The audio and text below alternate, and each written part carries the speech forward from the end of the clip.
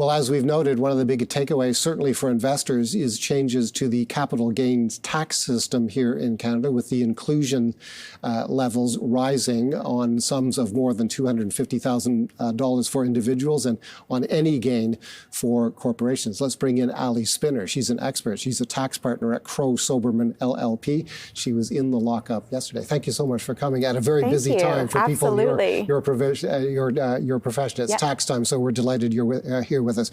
Okay, explain these changes to us in simple terms. Sure. So the capital gains inclusion rate for individuals, the rate effectively is going to rise from about, let's say, 26% in Ontario, up by 9 points, which is about a 33% increase, to about 35%, and that will be effective as of June 25th. For corporations as well, the rate is going to rise. Trusts as well, the rate is going to rise. When I spoke to people casually about this morning, people were wondering what happens when, for instance, a family cottage gets sold. That's a great question. So when a family cottage gets sold, of course, the individual who owns the cottage can first decide, can they claim the principal residence exemption on that family cottage. Sometimes we forget that it doesn't have to be the city home that's tax-free. Sometimes it can be the cottage or the country home. But that's an excellent point. When that family home is sold, or if it's passed down generations, assuming you're not going to have it be a tax-free transfer, there will be capital gains taxation. The issue, of course, will be post June 25th, 2024, the tax rate on that, if the gain is above $250,000, will now be increased to about 35 percentage points. And what do investors need to think about? Investors who invest in the stock market and make gains, they hope when they sell stocks. Yeah, so investors have a lot of thinking to do. Really, I would say all Canadians with large gains, but certainly investors. If you're sitting on open positions or positions that have accrued gains right now, and if those gains are significant, whether they're in a corporation or whether you hold them individually or in a trust, you have this interesting window of time between now and June 25th. Before that time, the capital gains rate on a sale of that investment is going to generate the historical lower rate of tax at about 26% personally. But after June 25th, the rate of tax is going to increase by 9 points on an absolute basis, or a 33% increase. The one thing I do want to say, though, is that we have to remember that right now, as of Jan 1st, 2024, we are in the world of alternative minimum tax for individuals. So I would caution, if you're an individual who is going to be having a very, very large gain as a result of wanting to take advantage of what we think are lower tax rates, you actually have to make sure you connect with your accountant to work through the numbers, the machinations, to see what's the true tax rate going to be, because you might find it actually could be closer to 33% before June 25th. Okay, Bill, I know, has got some questions for you as well. Great. Well, I'm delighted to be able to talk to somebody who knows this area in more detail than I do. I'm very struck by the amount of the weight this particular tax increase is carrying in the overall fiscal plan. They've designed it to be charitable, so that there will be a big upfront revenue gain.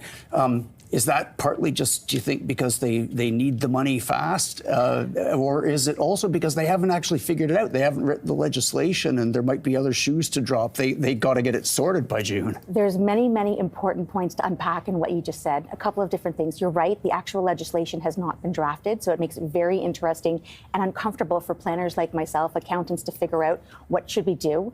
The other point also is that if you think about it, you mentioned that it was charitable. I like that you use that term.